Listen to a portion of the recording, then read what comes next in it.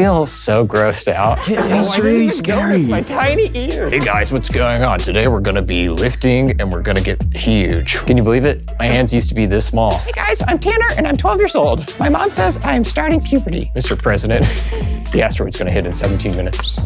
You know, it's come a long way. Presidential fitness test is coming right up. Use my protein. I guarantee you will be sweating out all the toxins in your body. But for all the monsters they've made, that's the most hideous. Welcome back to Why Is That Funny? I'm Cal Hoffman and I'm 1.75 times bitten, so I'm 3.5 times shy. There was only so long we could delay the inevitable. This has been asked for since day one. Let's just do it. On this show, we dive deep into the mechanics of comedy and why things make you laugh the way they do. The comedy theory, the theory of humor and humans. People have debated me heavily on Zac Oyama and whether he's the comedy sniper, so let's look at him in super long form narrative. Maybe we'll get an answer once and for all. Today we're giving this comedian a total transformation. They have no idea who or what they're about to become. Once they see themselves in the mirror, they'll have to make up a character on the spot and then sit down with me for an improvised interview. I'm here to tell you that being mentally healthy is cool.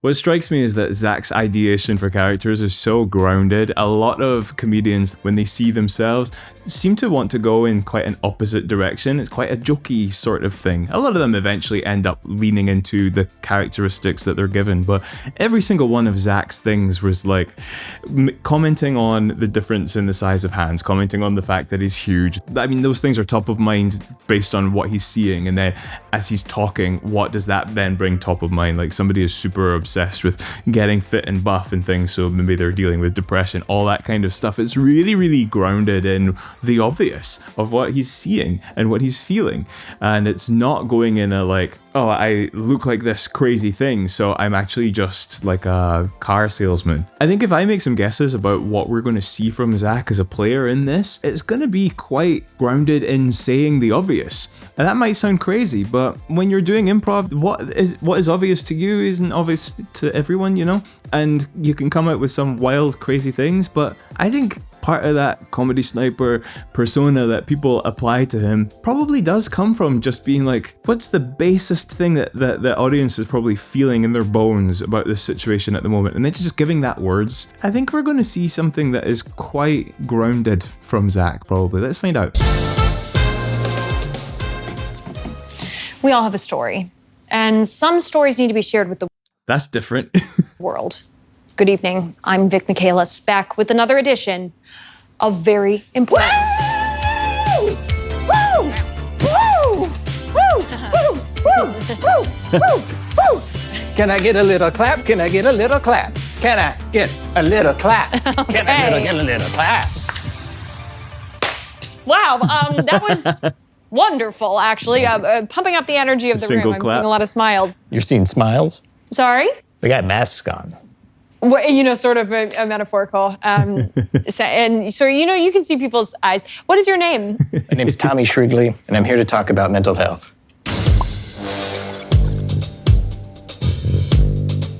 You know, Zac did one of the hardest things to do, to come out with full momentum from the very beginning of a scene where nothing has happened and have maximum energy. If that's going to be an aspect of this character, to do that from a dead standing start, you can't underestimate the amount of like emotional energy that takes. It sounds crazy, but it's true. Scrolling back for a sec to something that Vic did, which I think speaks to the character that they became over the years as the seasons progressed. The way that they were kind of defensive. I am wondering if Vic's performance style, which is all about justification and giving a lot of additional detail into why people say the things they say, I do wonder how actively that has influenced the direction that Vic's character took. Because when Tommy said, Pumping up the energy of the room, I'm seeing a lot of smiles. You're seeing smiles? Tommy's challenge, you're seeing smiles, because he can, again, reacting to just the literal grounded truth of what he can see. This must have been a year or two ago. Dropout were still wearing a lot of masks. And Vic's way of defending against that. Sorry?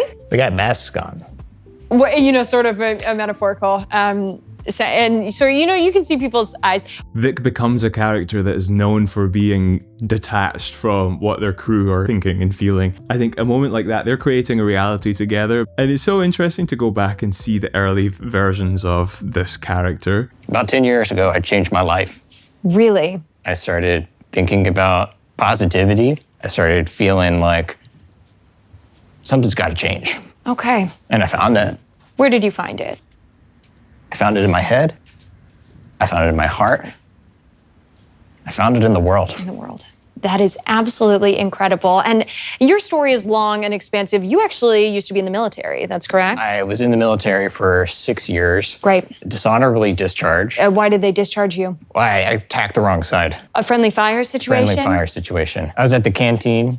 One of the guys took the last Coke and they were like, "We got Coke Zero."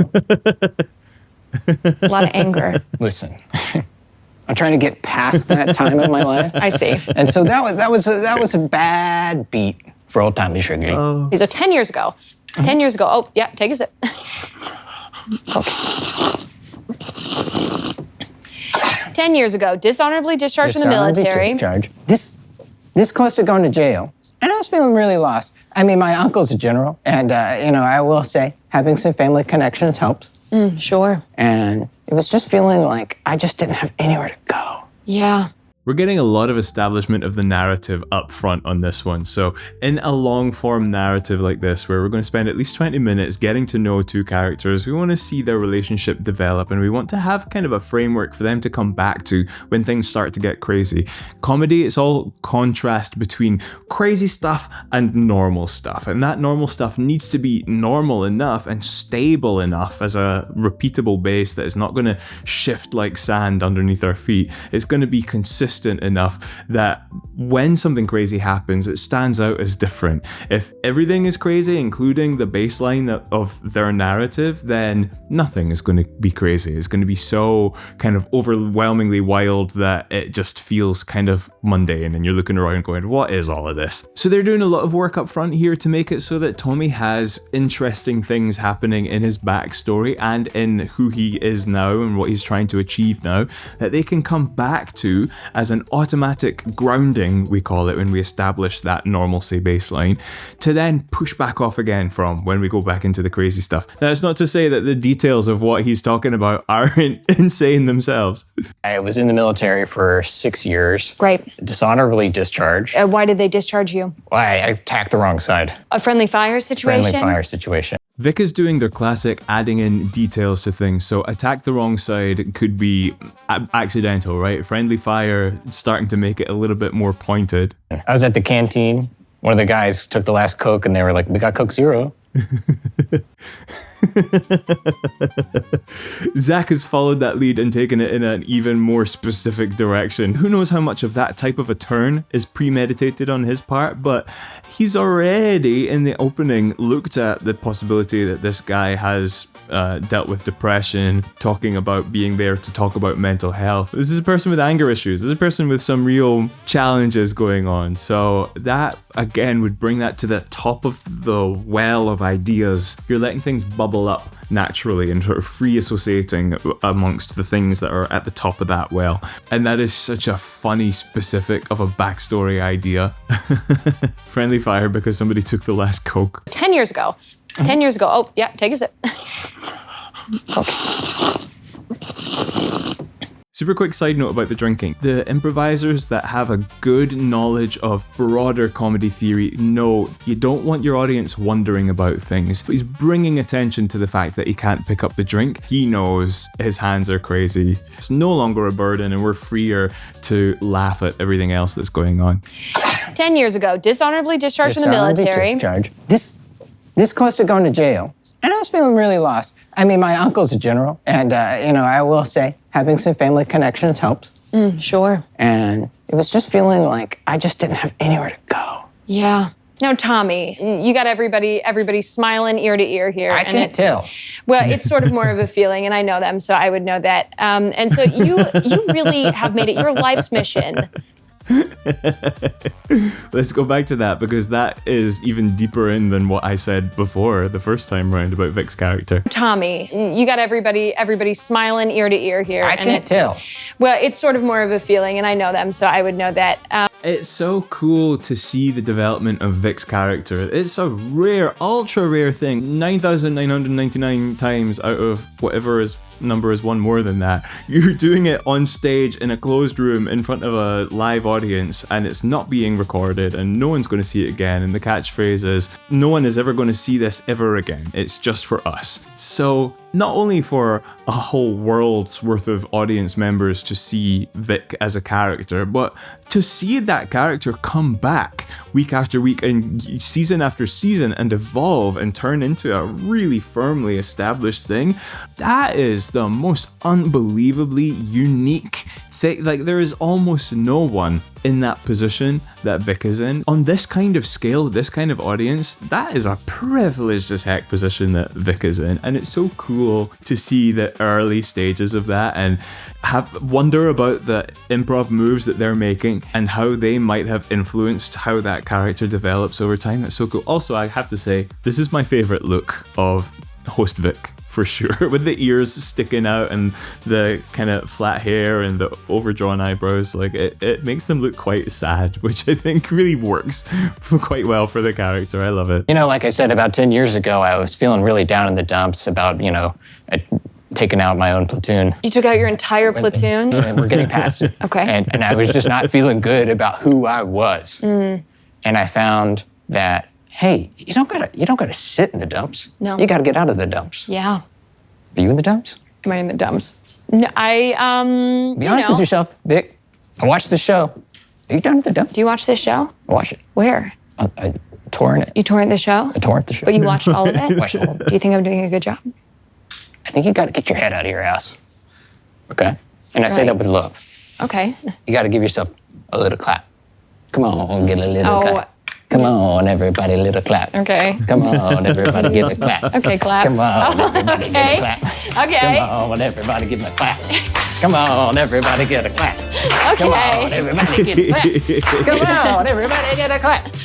10 push-ups. Me? Yeah. I don't know if I could do 10 push-ups. So far, we've had our first 1.5, maybe, games of the scene. So a game of the scene, if you haven't seen this show before, particularly in improv, is when a pattern gets picked up, identified, and then repeated and heightened every time. The really established game of this scene so far is Tommy's dance and his chant and everyone clapping along and him smacking his little plastic hands together. Now, I won't lie, this kind of thing is a lot of people's shit. That doesn't really do it so much for me, but in the terms of making improv accessible to as many different people as possible, it's so great to have stuff that pulls from different types of games, and one that is more just purely energetic and silly is a really, really smart thing, I think, because it means all your bases are covered. I love stuff that is a little more sketch comedy style and a little more kind of conceptually quirky, but that edges out a lot of people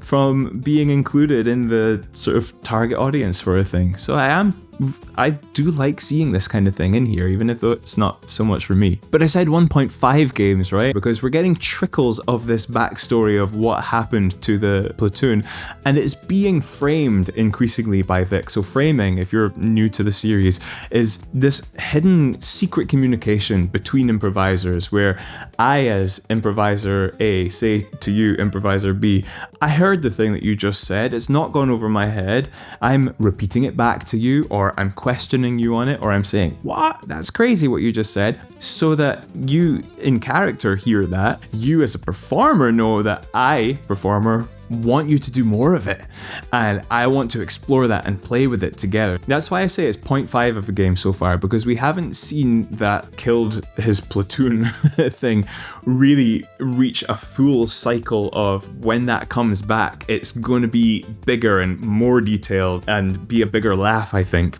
But it's been framed already, so I know that completion of the cycle is going to happen. They've done that sort of formalizing, secret communication formalizing of making this into a game already. That's my prediction. This killing the platoon thing is gonna come back. Get your head out of your ass. Come on. Okay. All right. Oh, okay.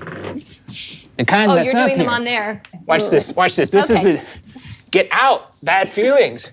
Okay. Okay. Get out. Negativity. Get out. Negativity. Get out. Get out. Get out. Get out. Get out. I'm gonna let you finish these ones up. Not our first time seeing Vic struggle with push-ups. Tommy, are you okay? Which, by the way, the comments when I've said that in an episode in the past, of people being like, Vic is a black belt, Vic can absolutely do a push-up. I can't even get the words out. I'm pretty sure Vic was a black belt like 20 years ago or something. Life moves on, you know? I believe them when they spike the camera and go, I truly can't do a push-up. Tommy, you don't have to finish this. You know, we get the idea. 10. I mean, you don't have to finish push-ups. 10. 10?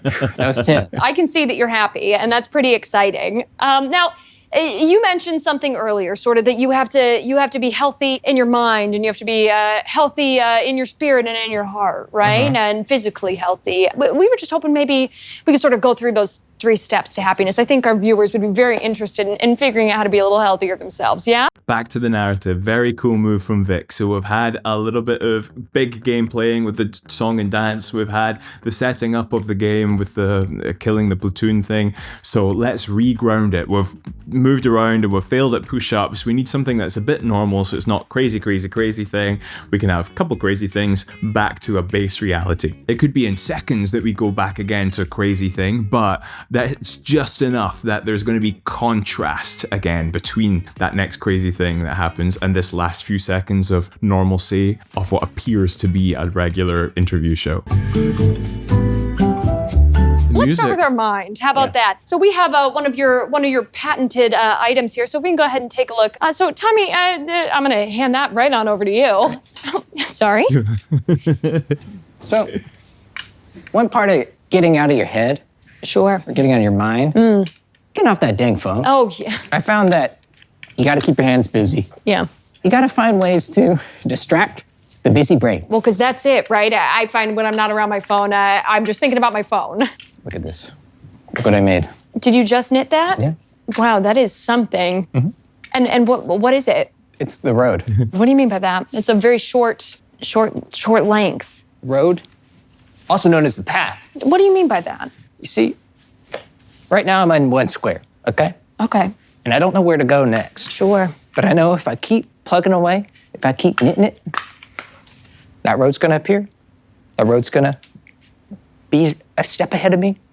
And there's one more step, and one more step. Go on, step, one more step. It happens. Come on, And then we're everybody, dancing give me a again. little clap. Come Okay. on, everybody, give me a little clap. Come on, everybody. Come on. I could come feel on. it. Tommy, you're sweating profusely. How are you feeling? So what we've just seen here is actually a short form game. I would call that a short form improv game. So the vast majority of improv that we see on this channel, why is that funny, is long form improv. There's no rules to it. There's no predefined game of like, this is exactly what is going to be the funny thing. But sometimes, and we've done a couple of videos that covers a shoot from the hip video, a couple of the Smosh videos. Sometimes we get improv where we're given a rule set. It might be you can only say one word at a time, or it might be you have to come up with physical movements that people will come in and replace you and act out the physical movements. It might be that you have to change between different genres every few seconds when somebody calls it out. And the reason that it is good for an audience is it gives us a set of dramatic stakes to care about. I'm putting air quotes here because it's not actually stakes. The idea that that person could succeed or fail at the thing, the rules that they're being given, is just something for us to care about in an abstract sense. But if they actually fail, that's just as funny, if not funnier, than if they succeed. And VIP, I've realized through doing these analyses, inject these little short form moments into the long form narrative. So they are doing a long form thing where they're figuring out, without guardrails really, who these characters are and what the narrative is and what these organic games of the scene are that come up, like the killing the platoon, that's come up organically. But in a segment like this, Zac has essentially been given a piece of knitting and told, justify this. Like, your goal, make it make sense somehow that your character has this and cares about this. He could be handed absolutely anything. It does not matter what prop he's given. In fact, some people might say that the more difficult, the more outre, and that is like, knitting is already not something necessarily you would associate with his type of character, although knowing a few of these guys in real life, yeah, you'd be surprised. But VIP, I think, is so great at interjecting these little, it's like the rapid fire questions. It's a little sort of mini set of loops of, we're going to give you another thing to succeed or fail at, and another thing to succeed or fail at. And it is like seeing them go through a challenge when actually it's just more improv. It's not that different from the long form stuff, but it injects just enough of a perceived challenge to our little brains as viewers that it keeps it alive and makes the comedy fresh. And again, that makes it accessible to a wider audience. I love short form improv, really. One step, overstep. Okay. Come on, And then we're everybody, dancing gonna give again. you a little clap. Come Okay. on, everybody. give And of me a course, if little it's going to clap. tie Come on, back everybody. into the long Come form, on, come on. Tommy, you're sweating profusely. How are you feeling? so there's no better way for that to tie back into the long form than pulling back in the biggest and most obvious game, the repeated pattern that has made itself the most apparent in this whole episode so far. That brings it back, it kind of, in a sense, regrounds the short form improv back into the basis of the long form improv. So we got our mind right. We got our mind right. You mentioned getting your heart right. Do you have love in your life now? Did you have love in your life before? Okay, you know, love comes and goes. And it doesn't matter if you had 9, 10, 16 divorces. Do you have 9, 10, 16 It divorces? doesn't matter.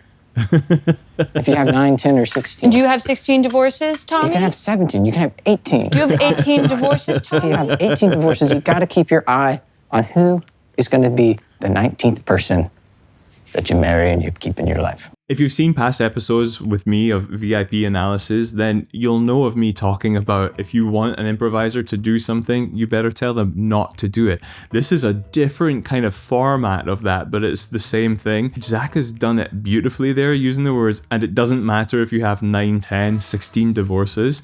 By pairing that doesn't matter with this crazy thing, he's set up Vic to immediately lock onto that. Like, he as a character saying, this thing doesn't matter, is a huge red flag to the other improviser, or a huge green flag, let's call it, to focus in on that. You have 18 divorces, Tommy? If you have 18 divorces, you've got to keep your eye on who is going to be the 19th person that you marry and you keep in your life. Okay. Do you have a 19th person that you have your eye on? I mean, I'm always looking, I'm on the apps. But hey, listen, I'm here to talk about mental health. Right. You do keep saying that, which is amazing because as we were talking about hearts and whether or not we have or have not been divorced, your heart. Some people view their heart as a very spiritual thing, yes? Mm-hmm. We heard you have a little something that helps with spirituality. Is that true? Something that really keeps you on the right path? We're getting another short form insert. Okay, oh, well, thank you. And so these, here we go. Okay, oh, sorry. Sorry. And that's becoming another game of the scene as well. It's a more minor one because it's not really, they're not making a big deal of it, but it was probably inevitable when they were passing over the knitting that he was going to drop it. But there, if you're going to be given another thing, what happened the first time around? We're already repeating the pattern of entering a segment, bringing in a prop. Why not add in the next step of that thing that happened the first time around, adding in to that pattern, dropping the prop? That sounds so stale when I just say it out loud like that, but again, it gives us this nice rhythm that is kind of like, it's kind of like horror. in a sense. Like the similarities between comedy and horror are so strong you wouldn't believe. And just like you get trained in the slasher flick that when you see the door that was left open that wasn't open a minute ago and everything is eerie and a little bit too silent, you know that the next thing that's going to happen is a fake out scare, and then the next thing that's going to happen after that is the actual scare where the killer appears, because that's what you've been trained to recognize, because that's what the pattern has been earlier on in the movie. Okay. Oh, well, thank you. And so these, here we go. Okay. Oh, sorry. Sorry. These are my Do you need some help? Do you want me to pick these up? No, they're Or do you okay got- there. Okay. So these are my grandfather's books on positivity. He was the first self-help guru that this world has ever seen. Well, that is just incredible. Page number, go. 174. Do you need a little bit of help, Tommy? Oh, okay. It's close enough, 178. Okay. What did it say? Okay. Here's that comedy sniper thing starting to really show through. I've said this in the last video that I did analyzing his work with Brennan Lee Mulligan. I think that comedy sniper really, when people have originally said that about Zac Oyama, it's been to do with his economy of words. Whereas in other episodes of something like this, if somebody was given books, I can almost guarantee that people would be reading, improving the content of the book, because that's really fun. That's so fun as a viewer. It's fun to do as a performer, to just like open a thing and pretend that this is what the book says when it doesn't. I have such a strong urge to do that now, and I'm not even in a scene. But there's been twice now where Tommy has been struggling, needing help with something, and Vic has asked if he's needed help, and just with a look, not even any words, Zac has responded with this kind of sad sort of, which is so great. And then here again, rather than reading out a quote from the book, he's just used Vic's suggestion for a page to turn to and read it for himself and is sitting there reflecting on it. That's a joke structure. That's something we don't always get in improv, but when you create a story in the viewer's heads of where they think, where they assume that the conclusion of the story is going to head towards, and you subvert that expectation and send it in a different direction that still makes sense, but it's not what you were expecting, that bait and switch is a joke structure. It's the stuff of stand-up. And it's so nice to be able to see that in improv, because it takes quite a deft hand to make that work on both of their parts. He needs to execute that properly, and Vic needs to respond to it as well. Enough of a reaction to it that we can tell it's intentional and it's caused an uncomfortable moment in it, but also not to hyper-focus on it so much that it then derails the scene by trying to then drag a reaction from Zac to what it was that he read. We're not allowed to throw things at PAs anymore. It's just a friendly game of toss. So do you have a sort of a framework of spirituality for yourself? Do you have something that you believe in outside of yourself? My other self. What do you mean your other self? Outside of you is another self. When you look in a mirror and you catch it, sometimes it's looking at you when you're not looking, like a toy from Toy Story. That's the other self. Or a yellow you guy. You gotta find it, you gotta chase it. So you sort of believe in like a shadow dimension. It just feels like if you can own the negativity, then you're living in the positive. And when you're living in the positive, that's your best self. You can't truly live a life without a little bit of negativity, right? I will never get tired of saying this about Vic in these episodes, but Vic will always respond with a specific that adds information. They don't always get played with. There's so much going on already in these scenes. I don't know if Shadow Dimension is going to become a thing in this episode, but they're never just going, yeah, okay. The exception being when Zac was doing the short form thing. Did you notice this? He was given the knitting and had to justify what it was. And that is the only time that I've ever really seen Vic just respond with, what is that? And what do you mean? And say more about that. And that's all that they're responding with for a full segment. Almost always it's this kind of thing. It is taking what Zac said about looking in the mirror, looking back, whatever, and taking that a step further. We want constant momentum in improv. You never want to be just relitigating what's just happened, what's just been said. You don't want to be recapping. You don't want to be justifying and debating back and forth to one another. You want to constantly be finding the next thing. I think you're avoiding the question. You know, sometimes you have to have negative things in order to grow as a person. You know, hey, if you weren't dishonorably discharged after killing your platoon in the canteen. One in the dead of the night. So it seems like somebody from your platoon said that there was no Coke, they drank all of it, and there was only Coke Zero left. And so you hunted them down one by one in the middle of the night. Am I getting that correct? When we're looking at what literally happened, that's what happened. And then you weren't charged because your uncle is a general. General. So that's obviously That was my darkest moment. There we go. We had the full synthesis, the full cycle of that game as one. And it took the form of just recounting all the things that they'd established together. But there was enough there, and it had been framed just enough by Vic previously, putting an emphasis on the platoon part, your whole platoon, that's just sitting there at the back of our minds, unconsciously building up tension. And if there's one thing that I love, it's a comedy balloon. Laughter is a release of tension. And I like to visualize that tension as a balloon that has been blown up. So in the beginning of a scene, you want to first start with just grounded specifics. That's starting to expand the plastic, the elastic, I don't know what balloons are made of, and I'm not going to find out. You can't make me. You don't own me. You've got the first expansion of that balloon just from who you are, where you are, what you're doing. And then you start adding in unusual things, and every unusual thing really has the potential to expand that balloon towards bursting point. Every trickle of specifics about Tommy's backstory has expanded that further. That balloon is there, waiting to be popped. We're filled with this kind of potential energy. Even though none of it was new information, Vic just going back over it, literally just reframing it, pointing out the obvious, is saying as a performer to an audience, I've noticed all this crazy stuff. You're not crazy for thinking that it's crazy. You can laugh. That's like taking a pin to that balloon and bang, letting it explode, letting that laughter, that release of the tension come out.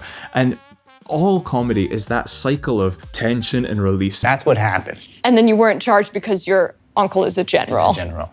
So that's obviously That was my darkest moment. Okay? That was as dark as it gets. Right. I had to find a way out of that. Come on, everybody. Come on, give me a little clap. Come on, everybody. You see how that even gets a laugh from me this time? Listen. That's the power of pattern. Listen. You at home? Not feeling good? Get your head out your ass. Get your head out your Sometimes ass. bad things happen and you have to deal with them, right? You can't just fight your way out with positivity. Not if you have an uncle. Okay, so to continue on. You see the power of pattern? You set up something enough and it gets...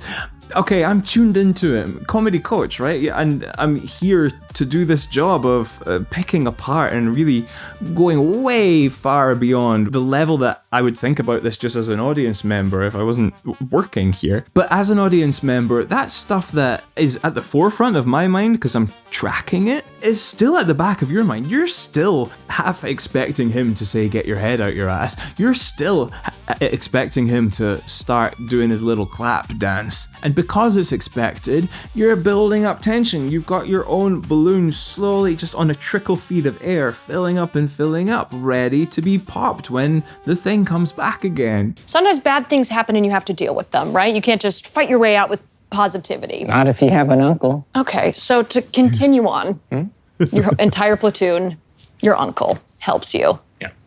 How does that lead you to the power of positivity? That moment 10 years ago that led you to choose to live this life. I found $100,000 You found $100,000? Yeah. Where? in the park Where in the park? by the swing set. Just lose $100,000 in the in the park? bag. Did you know it was going to be there? No. Why were you in the park? I was working out. Okay, so then what did you do with the I $100,000? invested it and then I turned it into $16,000. Tommy, you invested 100,000.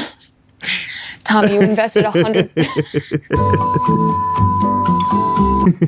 I think that's a really beautiful moment that encapsulates the beauty of improv. I don't think that was premeditated. I think that was Zac saying something off the cuff and probably intending to mean it something bigger, but it came out $16,000. It came out significantly less than 100,000, and you just have to roll with that. It's not going to be nearly as funny to say in character, oh, I meant 1,600,000 or whatever. And it's such a standout moment because of that. We love seeing, so let's talk about meta humor, one of the funny filters.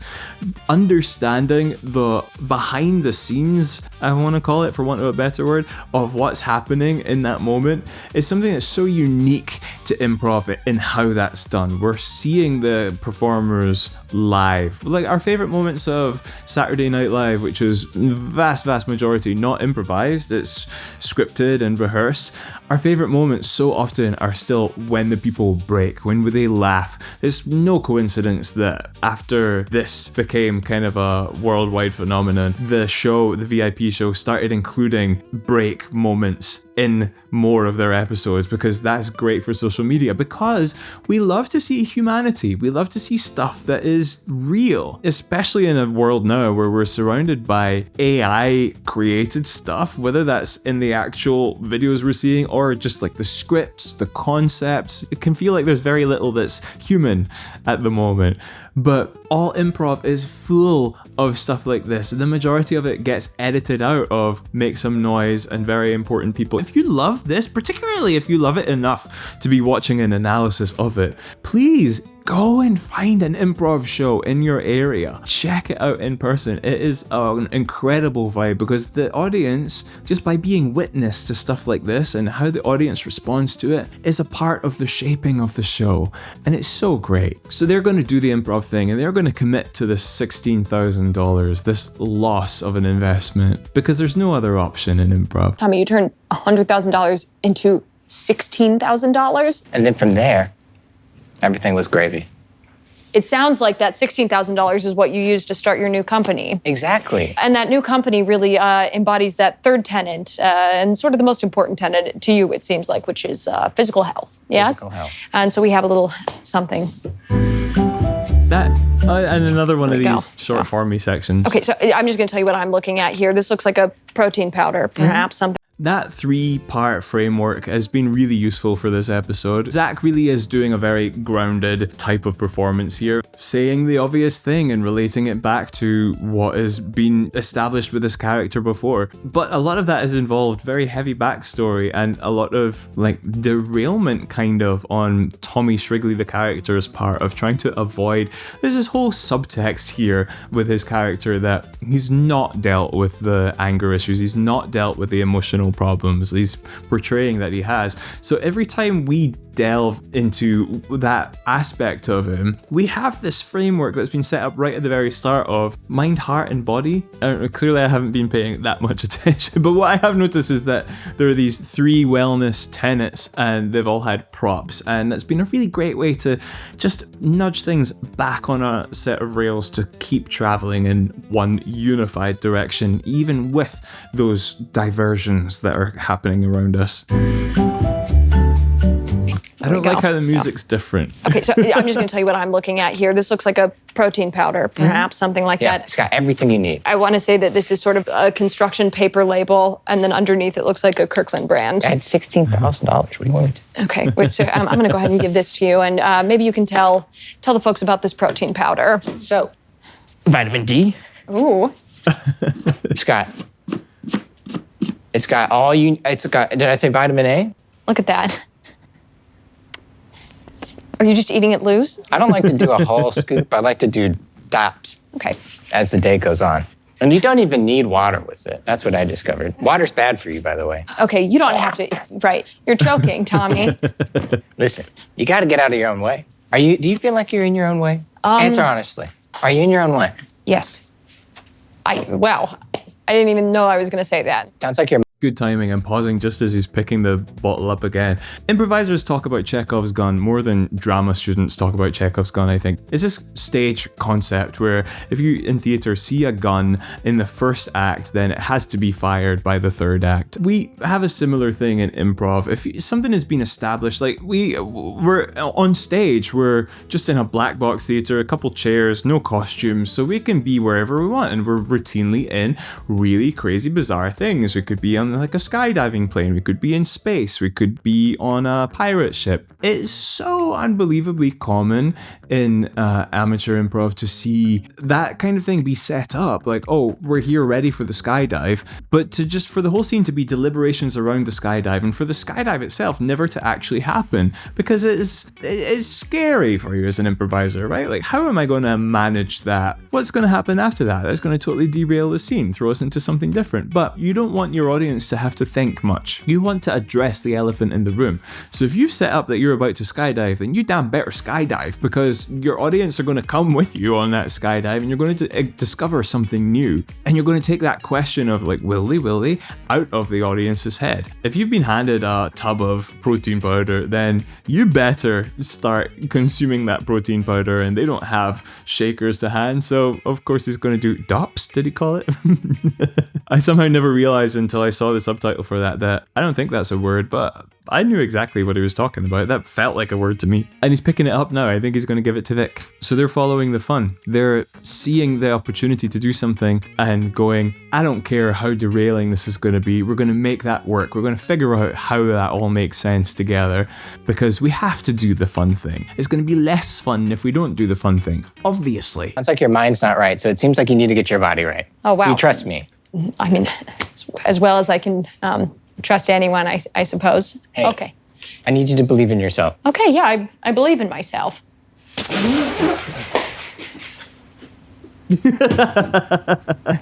Isn't that better?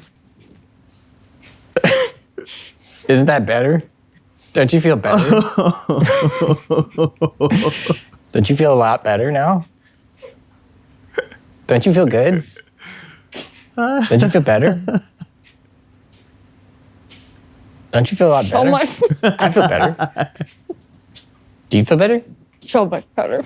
Yeah. Physical comedy, why do we love it? Because it's a joke. Joke is a word in the internet age that gets thrown around left, right, and center and has kind of lost its meaning. But that bait and switch that I was talking about before, where you're expecting something to go one direction and it goes the other direction, that's how things are with our bodies. Remember, I also said before that comedy is very close to horror. The same thing applies. The tension and release of knowing that this is what should be happening with our bodies and our personal space, and this is a thing that actually happens. This is comedy because it's innocuous and it's silly and it's a little bit humiliating, but it is mostly harmless. At least unconsciously, we've all had a thought similar at some point to what would happen if I took protein powder or the equivalent, something similar, and poured it over someone. It's a violation of the norms that do normally happen with our social interactions and with our bodies and our cleanliness and state of composure. And just like I'm always saying on this show, ideas are specific, but emotions are universal, and that is why I love emotional type games. Physical is also so universal. In pretty much any culture, that is not going to be the done thing that just happened. But we don't even need words to express that. But here I've gone and done that. Do I look better? You look good. Yeah. I'm feeling better, actually. Yeah. Can I have a little more? Yeah. Awesome. This is pure indulgence at this point. This is just follow the funny times two. You must feel a lot better. Listen, I was not expecting it. Wow, absolutely incredible. Send me your address. It's in the mail. Oh, no, don't worry about it. I got this one, and I feel like I have tried plenty. You can find anyone's address. What do you mean? Just online. Right. I Googled Barack Obama. Found his address. His current address or his address from when he was living in the White House? I feel like everyone has Which that one's address. pinned? The White House. Oh, okay. So he moved. Never mind.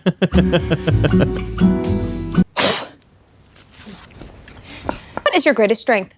My greatest strength is I can run a mile in 9 minutes. Have you always been able to do that, or is that new? That's new. It used to be like 11. Moving on.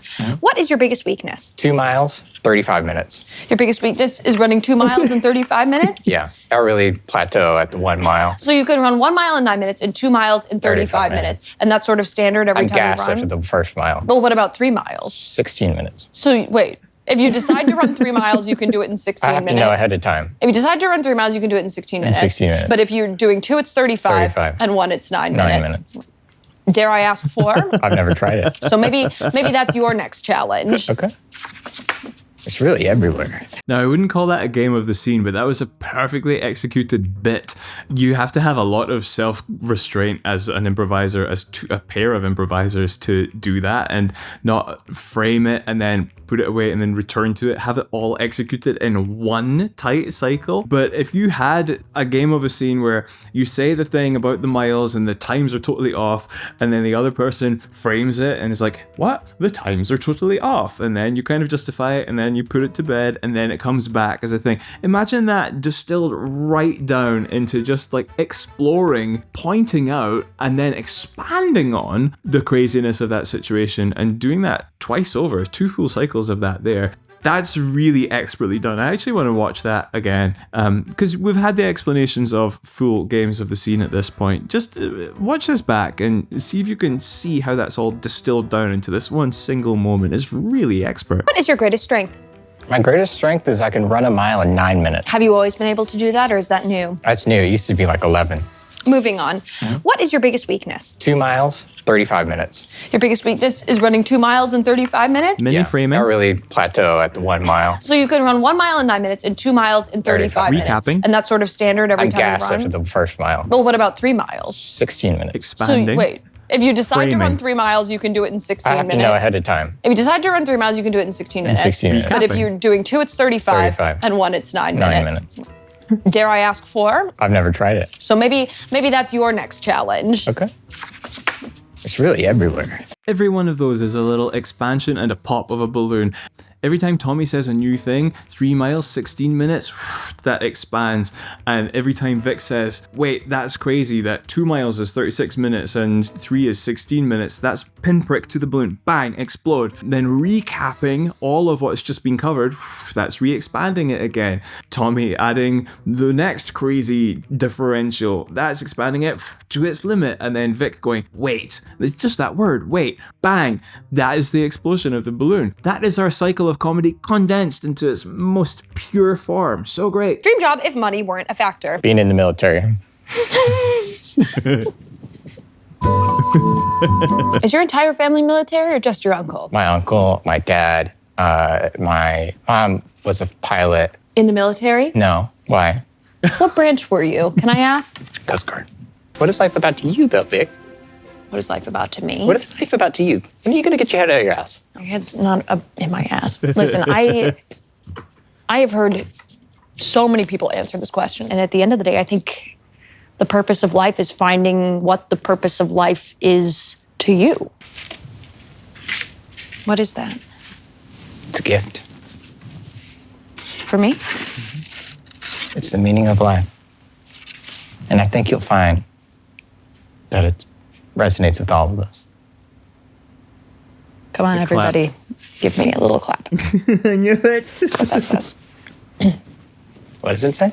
It says, come on, everybody. Give me a little clap. I'm just wondering if everybody heard what that It says. says, come on.